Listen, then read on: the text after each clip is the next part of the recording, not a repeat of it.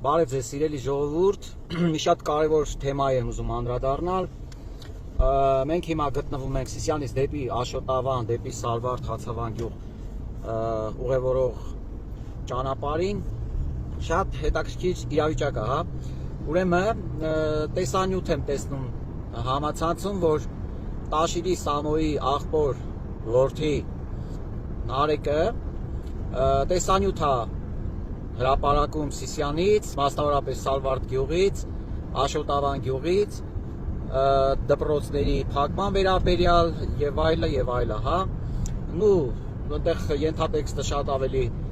վատ է իր խոսքերում, որ ամեն ինչ վատ է, մի խոսքով ամեն ինչը ներկայացնում է շատ վատ։ Հիմա մենք գտնվում ենք այն նույն ճանապարհի վրա, որտեղով Նարեկ Կարապետյանը ու իր թիմակիցները երեք ուղևորվել են Աշոտավան գյուղ, Սալվարդ, Հացավան եւ այլը, հա։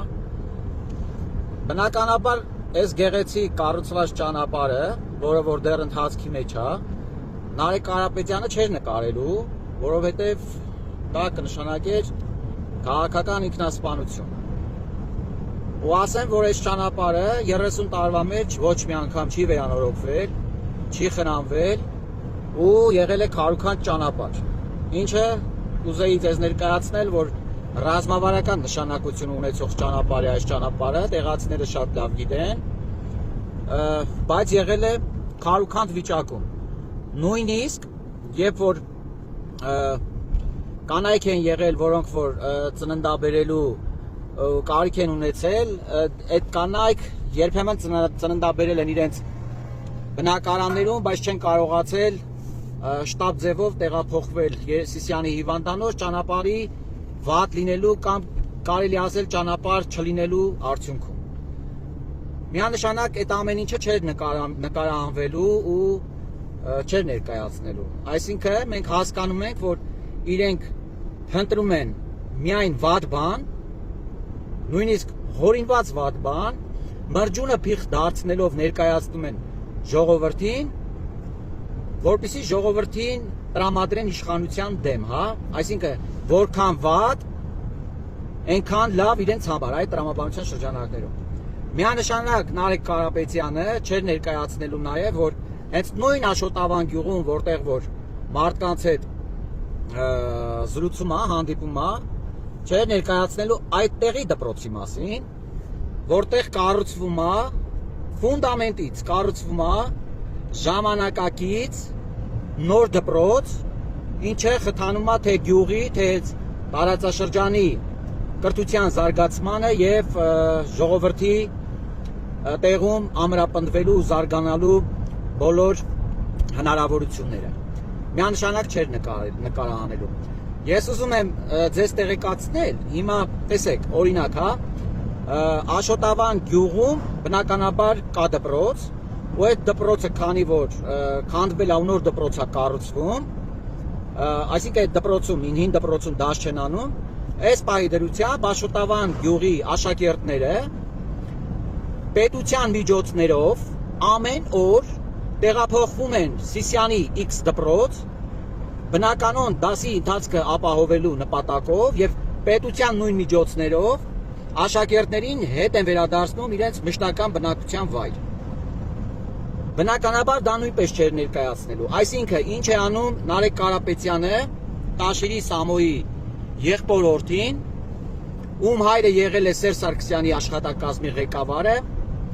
ում հայրը եղել է Հանրապետական կուսակցության խմբակցության ղեկավարը երկար ժամանակ, իր հայրիկի եւ իր ավակ ընկերների կառավարման տարիներին այդ նույն գյուղերը վերենացվել անմարդաբնակ վայրերի, որտեղից լքել են մարդիկ իրենց տունն ու տեղը եւ իրենց բարեկեցիկ կյանքն են փտրել Երևանում կամ Հայաստանից դուրս այլ երկրներում։ Հիմա մենք մոտենում ենք Աշոտավան գյուղին, մտնում ենք գյուղ, դեռ աշխատանքները ընթացքի մեջ են։ Հիմա ես նաև ցույց եմ տալու կառուցվող դպրոցը, ինչը միանշանակ ցույց չի տրվել, ցույցել չէին տալու։ Դե իրենց պարագայում դա նորմալ է։ Հիմա մենք իջնում ենք դեպի նոր կառուցվող դպրոց։ ասենք Նարեկ Կարապետյան, բա եթե ձեր հայրիկի եւ իր ընկերների կառավարման ժամանակ գյուղերի մեջ այսպիսի ասֆալտներ լինեին, հիմա ինչ կանեիք։ Սա Ժողովուրդ ջան, նոր կառուցվող դպրոցն է Աշոտավան գյուղի ու ուզում եմ ձեզ վստահեցնել, որ այն ինչը որ ներկայացնում է Նարեկ Կարապետյանը վերից վար սուտ է, բովանդակությանը ու իրականությանը ընդհանրապես չի համապատասխանում եւ նմանատիպ ստերով փորձում են ժողովրդին տրամադրել իշխանության դեմ, ընդդիմադիր կարծիքներ գեներացրել հանրային հարթակներում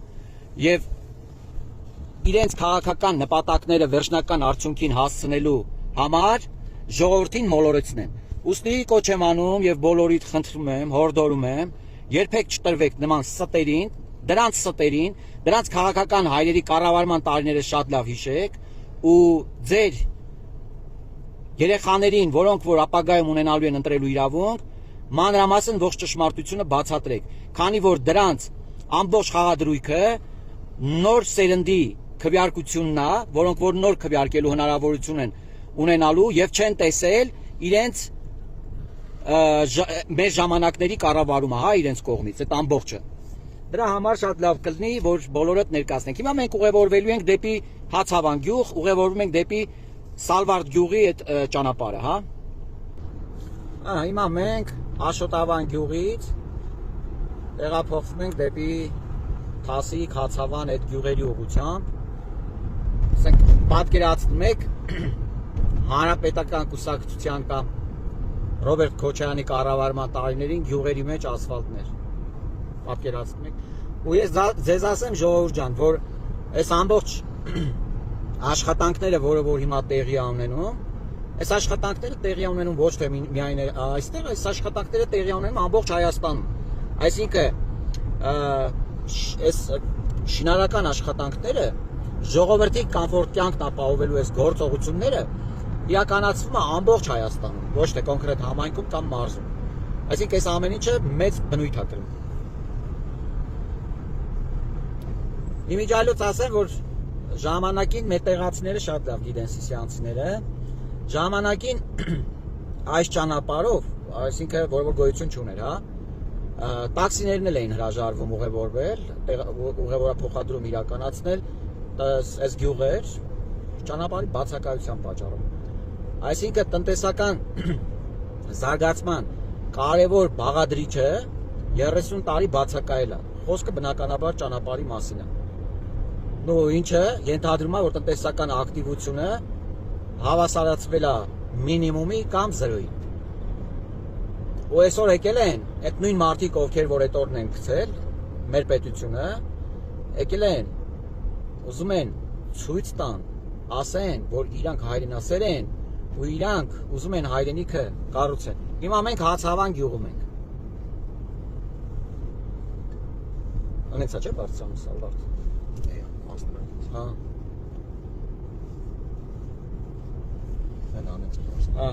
Այսի Հացավան գյուղն է, Ժողովուրդ ջան։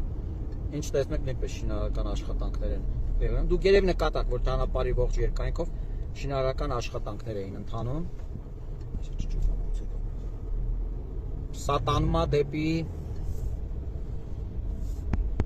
Սատանմա դեպի Թասիկ գյուղ ու Սոֆուլու գյուղ։ Ասեմ, որ այս որ դպրոցների փակման մասին խոսում է, ես հեսա մի շատ կարևոր հարցի վերաբերյալ կխոսեմ, հենց այդ թեմայով։ Ես ուզում եմ, որ բոլորդ էլ մանրամասն իմանաք ինչ է իրանց ասածը ու ինչի հետևանք է իրանց ասածը։ Մենք արդեն Թասիկ գյուղում ենք, Հացավանի հաջորդ գյուղն է։ Տեսեք, որ նույնպես ասֆալտ է, մի քիչ ցենց անխնամ ճանապարհը վիճակ, դա դեռ ճանապարհի աշխատանքները չավարտվելու հետևանքն է, որովհետև տեխնիկա է աշխատում, տրակտոր եւ այլը։ Դրա համար մի քիչ անխնամ է, ցեխոտ է լինում ճանապարհը, վերջնական ավարտված չի, էլի։ Դեռ պետքա գծանշաններ լինեն, պետքա երթևեկությունը թելադրող կամ կարգավորող նշաններ լինեն, բայց չի եղել ժողովուրդ այս ամեն ինչը։ Որ այս ամեն ինչը չի եղել, հենց այն մարդկանց կառավարման ժամանակ կամ եղածը քանդվել է, չի պահպանվել, չի կառուցվել, չի խնամվել, այն մարդկանց կառավարման ժամանակ, այսօր ովքեր եկել են, փորձում են մոլորեցնեն, ժողովրդին ներկայացնեն հակառակը։ Նարեկ Կարապետյան, այս ճանապարհի վիճակը տեսնում եք, չէ՞ եղբայր։ Այս ճանապարհի վիճակը ձեր հայրիկի ավակ ընկերների, քաղաքական թիմակիցների կառավարման դեմքն է, դեմքը, պատկերը։ Այս սենց է եղել Հայաստանը 30 տարի։ Ու գնալով ավելի է քայքայվել, քանդվել։ Սենց է եղել։ Ժողովուրդ ջան, հիմա ես գտնվում եմ Հացավան գյուղի հենց այն դպրոցի մոտ, որտեղից որ Նարեկ Կարապետյանը տեսանյութ էր հրապարակել։ Այս նույն դպրոցներից մեկն է, Հացավան գյուղի դպրոցն է, հա։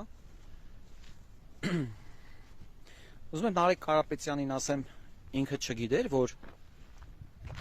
ուրեմն իր հայրիկի քաղաքական թիմի կառավարման տարիներին այս դպրոցներում աշակերտների թիվը մի քանի անգամ նվազել է։ Ու նաև իրենց քաղաքական դաշնակիցների կառավարման տարիներին Լևոն Տեր-Պետրոսյան, Սերժ Սարգսյան, այդ Ռոբերտ Քոչարյան, ուրեմն բոլորս գիտենք, որ Հայաստանի անկախացման տարիներին այս դպրոցներում աշակերտների թիվը եղել է հարյուրներով։ Դրանից հետո, քանի որ աստիճանաբար Հայաստանը գլորվել է դեպի վիհը, այդ ճանապարհի վրա է եղել, դպրոցների աշակերտների թիվը աստիճանաբար նվազել է։ Ինչպես որ գյուղերում բնակչության թիվն է նվազել։ Այսինքն այս մարդկանց քաղաքական փորձը նայա, որ Հայաստանը քայքայվել է, ժողովուրդը արտագաղթել են, տնտեսությունը փլուզվել է, աշակերտների թիվը նվազել է, դպրոցները վերանացվել գոմերի, դպրոցները վերանացվել, չգիտեմ, տարբեր տեղի, տարբեր բաների, տեղ կա դպրոցը վերածվել ռեստորանի կամ հյուրանոցի եւ այլ եւ այլ։ Հիմա այս մարդիկ եկել են, ուզում են լոլոներ պատմեն, ու ուզում են, որ իրենց անհաջողությունները, իրենց կառավարման տարիների այդ ամբողջ կեղտը, ամբողջը բարթեն Նիկոլ Փաշինյանի վրա։ Ու լուրջ եք ասում։ Ու մտածում եք, որ ժողովուրդը ձեր ստերին հավատալու է, ժողովուրդը շատ լավ է տեսել այդ ամեն ինչը, շատ լավ ապրել է, իր մաշկի վրա զգացել է։ Ու դուք չեք կարող ժողովրդին խաբել, մոլորեցնել։ Ես ասում եմ, ձեր հույսը մենակ այն սերունդն է, որը որ չի ապրել այդ ամեն ինչը, ու այսօր ընտրելու հնարավորություն ունի։ Գնալու է քվեարկության։ Դուք փորձում եք այդ երիտասարդներին մոլորեցնեք։ Նաև անդրադառնամ Նարեկ Կարապետյանի այն հայտարարությանը, թե կառավարությունը փակում է դպրոցները։ Ուրեմն Նարեկ Կարապետյան, ես չգիտեմ թե դուք ինչ ձևով եք վերաբերվում ձեր բիզնեսների կառավարմանը, բայց մենք մեր պետության կառավարմանը վերաբերվում ենք ամենայն լրջությամբ, գնահատում ենք կառավարման արդյունավետությունը, թերությունները, լուծումներն են գտնում, լուծումները իրականացնում ենք ամենայն պատասխանատվությամբ ու իշահ մեր պետության ու մեր ժողովրդի։ Ես չեմ կարծում, եթե օրինակ դուք ունենաք X գործարան, որ այդքան շատ եք խոսում գործարաններից, գործարանում կունենաք ընդհանրապես մեկ աշխատող, աշխատակից, բանվոր, որը որ գործնականում ձեր արտադրանքն է տալիս, ու կունենաք, ենթադրենք, 100 հոգի վարչական աշխատող, չգիտեմ, խոսքի մի 10 հատ վերահսկող, չգիտեմ, մի քանի հոգի մեկ այլ պատասխանատու ոլորտ եւ այլ եւ այլ, հա։ Ու ես վստահ եմ, որ դուք այդ ձև չեք կարող բիզնես առաջ տանել ու արտադրություն տալ։ Դպրոցը նույնպես աշակերտներ կրթելը, դա գիտելիքի արտադրություն է, ի նպաստ մեր պետության զարգացման, առաջընթացի ապահովման նաև, հա։ Հիմա եթե մի դպրոցում կա մի աշակերտ կամ երկու աշակերտ, բայց այդ դպրոցն ունի առնվազն 25-ից 30 ուսուցչուհի, տնօրեն, տնտեսվար եւ այն բոլոր հաստիկները, որոնք որ օրենքով սահմանված կարգով նախատեսված է նաև մյուս դպրոցներում, հա, Հայաստանի Հանրապետություն, ոնց որ կարգն է։ Այսինքն, եթե մենք ունենք մի դպրոցում, որտեղ կա առնվազն 40 կամ 35 վարչական աշխատող, նաև այդ ուսուցիչներ եւ այլը, դրա արդյունավետությունը ես կարծում եմ, եթե դուք խելացի լինեիք, օբյեկտիվ ճիշտ գնահատական կտայիք, թե ինչպիսի արդյունավետ կարող է լինել, կամ ինչպիսի արդյունավետ կարող է չլինել։ Այնպես որ մենք շատ լավ գիտենք, որը որից հետո է, ու այդ իրավիճակի ամբողջ պատասխանատուն ձեր քաղաքական հայրերի ոչ ճիշտ, հակահայ, ոչ արդյունավետ կառավարման հետևանքներն են, որ այսօր ունենք դատարկված գյուղեր, դատարկված համայնքներ, քանդված ճանապարհներ, քանդված գործարաններից եք խոսում, չէ՞։ Հələ որ կարող մի քիչ խորանանք, պարզվի այդ քանդված գործարանների քանդելու գործընթացին մասնակցությունն էլ կա, էլի ձեր քաղաքական դաշնակիցների կողմից կամ չգիտեմ ձեր թիմակիցների կողմից հնարավոր է, չենք բացառում։ Այնպես որ դուք զբաղված եք ոչ մի բանով։